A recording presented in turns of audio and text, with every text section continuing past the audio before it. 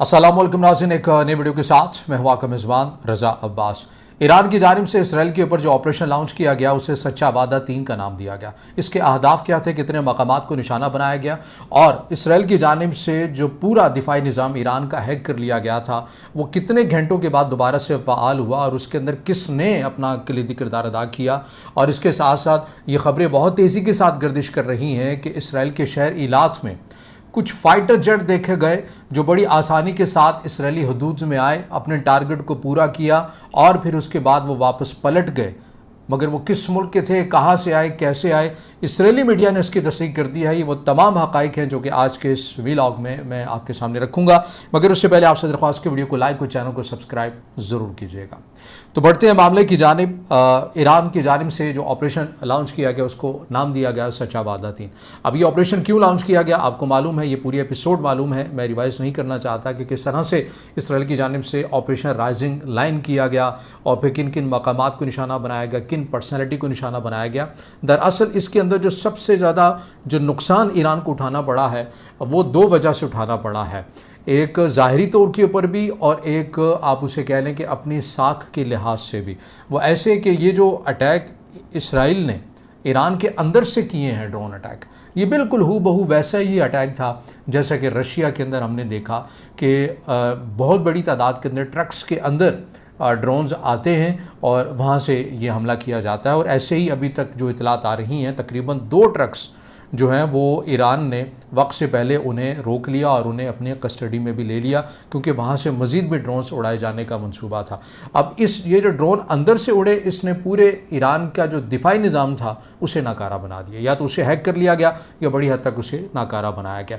मैंने जो last video कल जो बनाई थी उसके अंदर आपको ये कहा था कि ईरान की सफ़े अव्वल की क़यादत इस हमले के अंदर शहीद हुई है और इसीलिए ईरान को कुछ वक्त दरकार होगा कि वो जवाबी हमला कर सके। और फिर हमने देखा कि तकरीबन 12 घंटे लगे ईरान को अपनी दोबारा उस पोजीशन को फ़आल करने में, अपना दिफाई निज़ाम फ़आल करने में और इसराइल को जवाब देने के हवाले से, ऑपरेशन लॉन्च करने के हवाले से। जब मैं ये वीडियो बना रहा हूँ तो अब तक तकरीबन 6 जो लहर हैं ईरान की जानिब से वो बरसाई जा चुकी हैं मिज़ाइलों की सूरत में।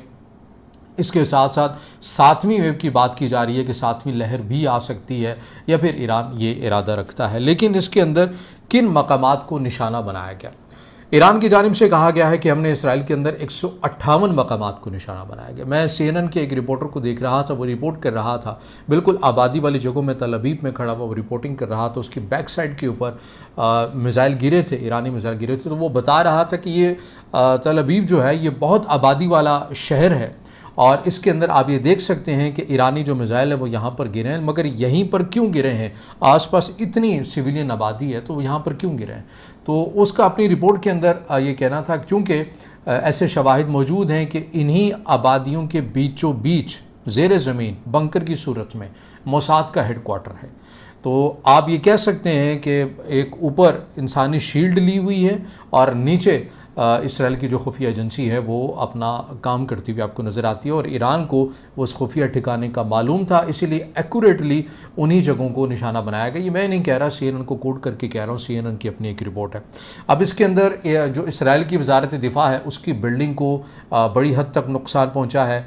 इसराइल का जो जौहरी तनसीबात से मुतल्लिक रिसर्च सेंटर है उसे तबाह करने की ईरान की जानिब से दावा किया गया है। इसके साथ साथ 4 फाइटर जेट इस ईरान की जानिब से दावा किया गया है कि उन्होंने गिराए हैं और एक खातून पायलट भी गिरफ़्तार कर ली है इसराइल की। मगर इसराइल इन ख़बरों की तरदीद कर रहा है कि हमारी कोई भी पायलट ईरान की कस्टडी में नहीं है और ना ही हमारे कोई फाइटर जेट गिरे हैं। लेकिन ईरान के स्टेट मीडिया ने उन गिरे हुए जहाज़ों का मलबा दिखाया है जिससे ऐसा लग रहा है, जो माहिरीन हैं जो इन तमाम चीज़ों को जानते हैं वो ये कहते हुए नज़र आते हैं कि ये अमेरिका के जदीद तरीन फाइटर जेट F-35 का है। और ऐसा अगर हुआ वक्त के साथ with the passage of time इस चीज़ की कंफर्मेशन आ गई और ईरान इस चीज़ को बता सका, रजिस्टर्ड करवा सका कि उसने F-35 गिरवाए हैं, तो यकीनन पूरी दुनिया के अंदर फिर F-35 के लिए, जो कि अमेरिका क्लेम करता है कि दुनिया का अब तक जो है वो सबसे जदीद फाइटर जेट है और सबसे महंगा भी है। तो अगर वो ईरान के दिफाई निज़ाम ने उसको गिराया है तो ज़ाहिर है फिर उसका भी हाल वही हो जाएगा मार्केट के अंदर जो रफ़ाल का हुआ, जैसा कि इंडिया के साथ हुआ। तो अब ये सूरत हाल है, ये नक्शा है जो मैंने आपके सामने रखा। अब इसके अंदर जो चीज़ आ रही है सामने, किसी तीसरे मुल्क की इन्वॉल्वमेंट की बात की जा रही है कि ईरान को किसने मदद प्रोवाइड की कि उसने बहुत जल्दी के साथ अपने दिफाई निज़ाम को दोबारा से एक्टिव किया, हालांकि 12 घंटे लगे। मगर किसने इसराइल के अंदर आके फाइटर जेट की सूरत में आकर बमबारी की, जबकि ईरान की अपनी एयरफोर्स इंतहाई कमज़ोर है। ये बहुत सारी बातें, इन बातों के ऊपर मैं आने से पहले एक बात मैं करना चाहूँगा, फिर मैं आगे बढ़ूँगा। वो ये कि हमारे यहाँ पाकिस्तान के यहाँ या शायद ग़ालिबन किसी भी मुल्क में ये होता होगा अमूमन, लेकिन मैं चूँकि हम पाकिस्तानी हैं तो पाकिस्तान होने के नाते हम ये चीज़ बड़ी हद तक देखते हैं कि हमने अपनी ख़ारजा पॉलिसी को मसलकी ऐनक से देखना होता है कि अगर ईरान के ऊपर हमला हुआ है या ईरान के से हद तक नाकाम हो गया तो एक तबके ने खुश होना है। हालांकि तनकीद तो करनी चाहिए, जो बनती है वो करनी चाहिए, उनके दिफाई निज़ाम के ऊपर करनी चाहिए कि भाई अगर आपने इतनी बड़ी बड़ी क़ुव्वतों के साथ टक्कर ली हुई है, आपने मगरबी दुनिया की टेक्नोलॉजी से टक्कर ली हुई है, आपने अमेरिका से ली हुई है, आपने इसराइल से ली हुई है, तो फिर आपको वैसा निज़ाम बनाना पड़ेगा आपको अपना दिफाई निज़ाम ऐसा बनाना पड़ेगा। आप ये नहीं कह सकते कि हम तनहा लड़ रहे हैं और हमारे साथ कोई नहीं है। ऐसा ही होगा क्योंकि ये चॉइस आपने खुद सेलेक्ट की है। तो जब आपने ये रास्ता खुद चुना है तो फिर आपको वैसा अपना दिफाई निज़ाम भी बनाना पड़ेगा, आपको वैसी अपनी एयरफोर्स भी बनानी पड़ेगी। ये वो तनकीद है जो बनती है कि आप अपनी हाई लेवल की पर्सनैलिटी को सिक्योर नहीं कर सकते हैं और वो बड़ी आसानी के साथ हदफ बन जाती हैं। ये वो तनकीद है जो ईरान के इस सिक्योरिटी के निज़ाम को बताती हैं कि कहाँ कहाँ पर नाकामी है। मगर हर चीज़ के ऊपर ही सवालात उठाना, जैसा कि मैं एक बात करूँ, पाकिस्तान के बड़े नामवर सहाफ़ी हैं उमर चीमा साहब, उनकी जानिब से एक ट्वीट किया गया और उन्हें एक, मैं उनको नहीं जानता लेकिन ग़ालिबन अहमद साहब उनका नाम है, तो बड़े उन्होंने ब्रीफली, क्योंकि वो उनकी फ़ील्ड है दिफाई अमूर के हवाले से, तो उन्होंने बड़ा तकनीकी तौर के ऊपर उमर चीमा साहब को मेंशन करके उन्हें एक जवाब दिया। उमर चीमा साहब का अपनी ट्वीट के अंदर ही कहना था कि देखें इससे तो कुछ भी नहीं होता, आपने 200 मिसाइल कर दिया, आपने 300 कर दिया, आपने कोई ड्रोन भेज दिए, वो भी अभी तक नहीं पहुँचे, इसराइल का इससे क्या जाना है, इसराइल ने तो तबाही फेर दी है, आपने अगर ये करना है वो करना। तो इस किस्म की उन्होंने बातें की कि ईरान की जानिब से जो नुकसान हुआ है, जिसके बाद मगरबी दुनिया परेशान हो गई है, जिसके बाद अमेरिकी सदर डोनाल्ड ट्रंप मोहम्मद बिन सलमान को कह रहे हैं कि आप सालिसी का किरदार अदा करें और इस मामले को रुकवाएं, उसके बावजूद भी उमर चीमा साहब कह रहे हैं कि कुछ भी नहीं हुआ। लेकिन उसका जवाब क्या था मैं वो आपके सामने रखता हूँ। अब आप ये समझिएगा, ये बड़ी दिलचस्प उन्होंने ये पॉइंट किया जो उन्होंने उमर चीमा साहब को टैग करके कहा। उन्होंने कहा कि ईरान का बैलिस्टिक मिसाइल जब इस्फहान से इसराइल की जानिब फायर होता है तो सबसे पहले उसे इराक़ में मौजूद अमरीकी फ़ौज, UAE में मौजूद फ्रांस के रफ़ाल तैयारे, जिन्हें सऊदी अरब अपनी एयर स्पेस इस्तेमाल करने की इजाज़त देता है, और खलीज फ़ारिस से पहरा देते हुए USS कॉर विल्सन तैयारा बरदार जहाज़ जदीद तरीन मिसाइल डिज़ास्टर से निशाना बनाने की कोशिश करते हैं। ईरानी मिसाइल इन तमाम जदीद तरीन हथियारों से बच निकलें तो उर्दन की अपनी फ़ज़ाई और उर्दन में मौजूद अमरीकी फ़ौज के साथ साथ कब्रस से बरतानवी रॉयल एयरफोर्स की टाइफोन और F-35 तैयारे आ जाते हैं।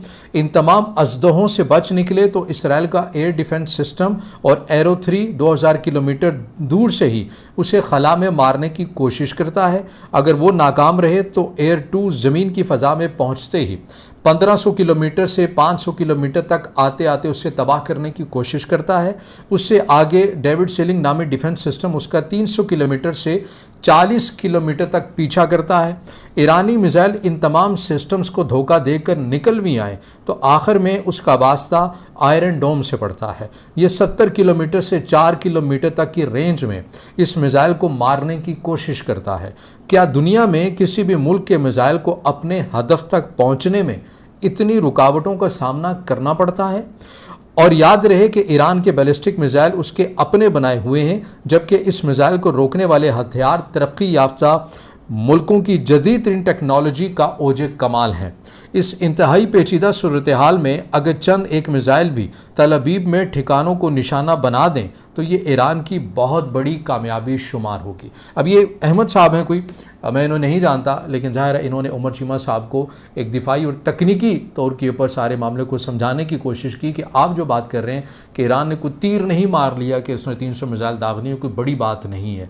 तो वो बता रहे हैं कि अगर 300 में से 20 मिसाइल भी जाएँ, 50 भी जाएँ, 40 भी जाएँ, तो भी ईरान की किस हद तक कामयाबी है।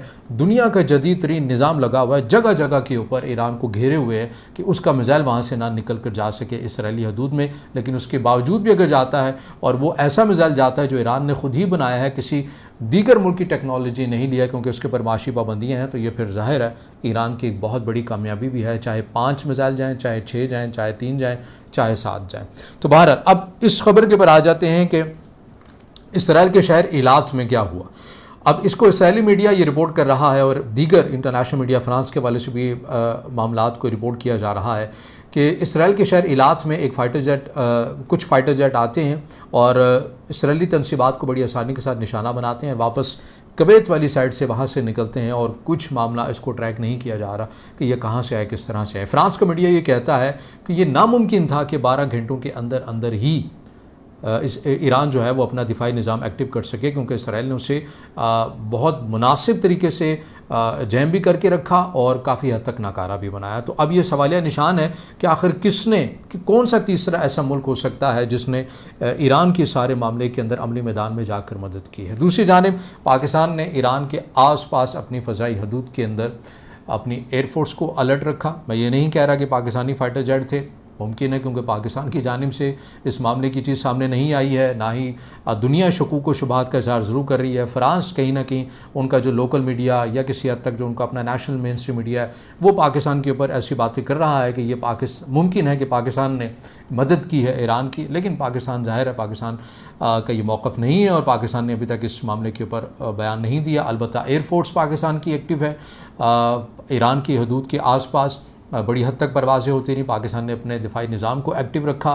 इसके साथ साथ सलामती कौंसल के अंदर पाकिस्तान ने कैटेगोरिकली बड़े मुनासिब तरीके से इसराइल के इस इक़दाम की मज़म्मत की है और सख्त अल्फाज में मज़म्मत की है, जिसके ऊपर ईरान की जानिब से पाकिस्तान का ख़ुसूसी तौर के ऊपर शुक्रिया भी अदा किया। आखिर में मैं ये कहूँगा, वीडियो ज़्यादा लंबी ना हो जाए, कि अब ईरान को भी चाहिए कि अब वो सोचे कि वो कहाँ पर खड़ा है। अब ईरान को चाहिए कि अपनी खारजा पॉलिसी को रिवाइज़ करे। ईरान को चाहिए कि जब उसके ऊपर हमला हुआ तो कौन सा एक ऐसा मुल्क जिसके साथ उसके बड़े अच्छे ताल्लुकात हैं, यानी कि मैं भारत की बात कर रहा हूँ, वो खुशियाँ मनाता हुआ आपको नज़र आया। इसराइली वज़ीर-ए-आज़म नरेंद्र मोदी के साथ टेलीफोनिक गुफ्तगू करते हुए नज़र आए। और कौन सा ऐसा मुल्क है जो खामोशी के साथ आपके साथ तमाम तर तावन भी करता रहा और सिफारती मैदान में और बैनुल-अक़वामी सतह के प्लेटफॉर्म के ऊपर खुलकर आपके साथ स्टैंड भी किया। अब ये आपको भी चाहिए कि अपनी पॉलिसी को रिवाइज़ करें और देखें कि मुश्किल के वक्त में आपके साथ कौन खड़ा था। तो बहरहाल ये अब तक की अपडेट है जो मैंने आपके सामने रखी हैं। अगर आप समझते हैं कि वीडियो आपके लिए मालूमाती है तो फिर इसे ज़रूर लाइक भी कीजिएगा, कमेंट्स में ज़ाहिर ख्याल कीजिएगा और चैनल को सब्सक्राइब जरूर कीजिएगा।